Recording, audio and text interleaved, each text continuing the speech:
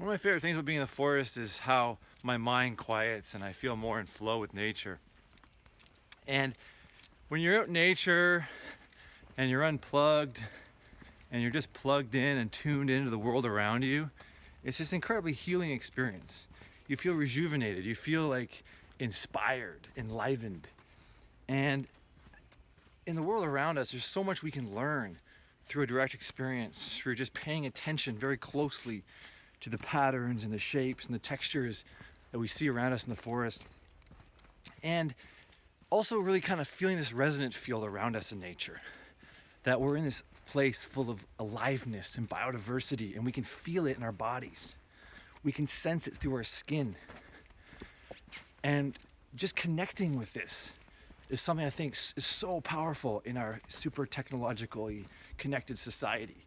When we tune into nature, it helps balance out this tech world that we live in today, this kind of more sedentary modern way of living.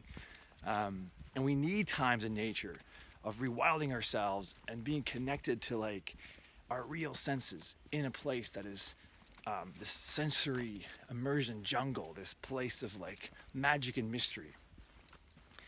And some things in life you have to kind of use your imagination to feel into them, to sense them, to really start to perceive differently. Because we get this very reductionist, mechanistic, supposedly strictly objective education that focuses on those three things. And then it disillusions people. It alienates people from nature. It makes people feel disconnected from their senses and the value of their own direct experience. And, people become well educated in certain books and ways of seeing the world, and they become maybe scientists, and they're experts of maybe 10% of all reality, and they think they know everything.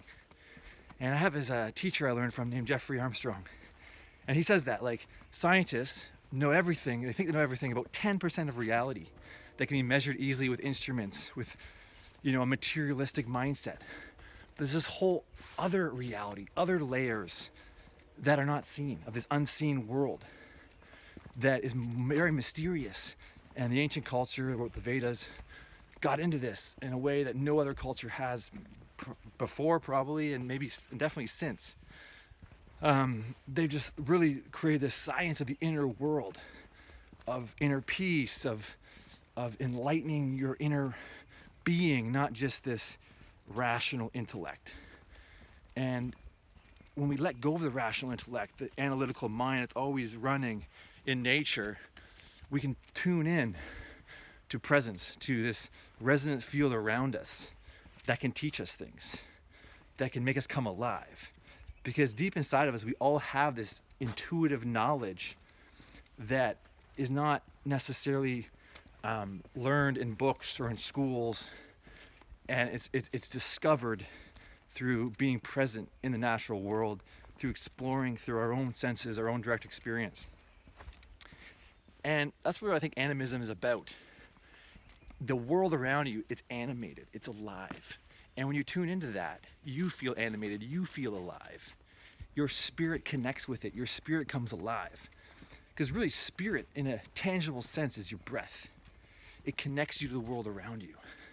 It's this interplay between the inner and outer. Our breath is so important, especially when we tune into our breath. One of my favorite practices is just tuning into my breath as I'm walking in the forest. Just feeling the breath come in and out, animating my body, allowing my mind to rest on that, and then just feeling in my body the waves of feeling as I breathe, of how I'm interpreting, how I'm feeling, how I'm sensing this environment around me. I highly recommend it if you want a fun practice to kind of explore animism, just paying attention to your breathing when you're in the forest. So set aside maybe 10 minutes initially, create a timer if you can, just to kind of give yourself that clear direction, and then let go for 10 minutes and just practice. Just noticing your breath, how it comes into your body, your chest, your stomach rises, falls, goes back into the environment, back into nature. Because in a really kind of more mysterious sense, we are nature. We're not separate from this world out here. We're part of it. It's part of us. So when we kind of feel that, we feel that in meditation. It can really enliven us and inspire us and make us feel more animated. And this animism, it awakens, it makes you feel more alive, makes you feel more connected to something that's very ancient. It goes back millions of years. You know, people alive today, you know, if you're alive today, you're part of an unbroken chain of humanity going back millions of years into the midst of time. And that's amazing. And for most of our existence, 99%, we didn't live the way we live today in books, in this literacy, this abstraction of things. We were much more connected to the world around us.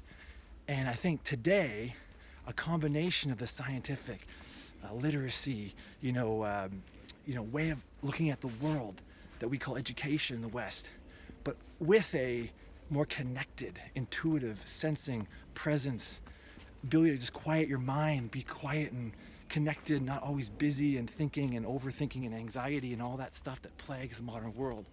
To combine the two is what really, balances things out, and gives us this deep sense of connection to nature that I think is missing in a lot of societies today, where we're just connected to technology, maybe 10 hours a day looking at a screen, right? I'm looking at a screen right now, so screens have this power to help us communicate, help us learn, but there's this other power found in nature, where you just bring your attention to your breath.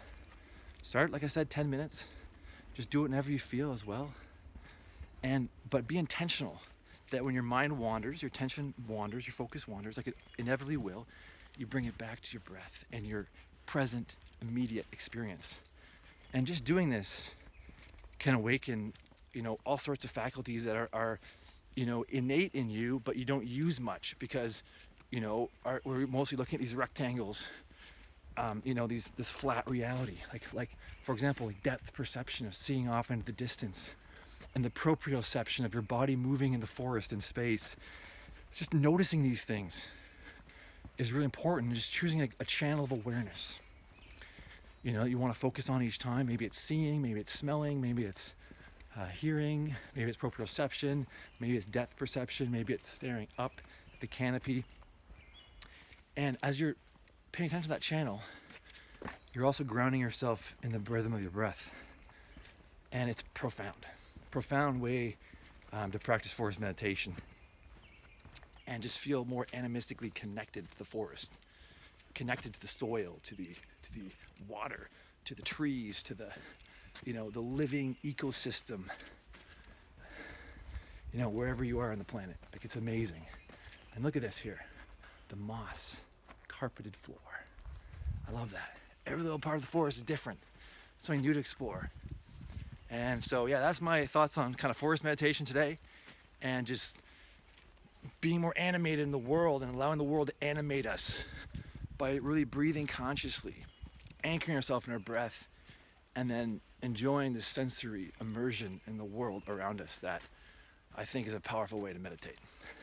All right, I'm Kyle from Animistic, and I hope you have an awesome day.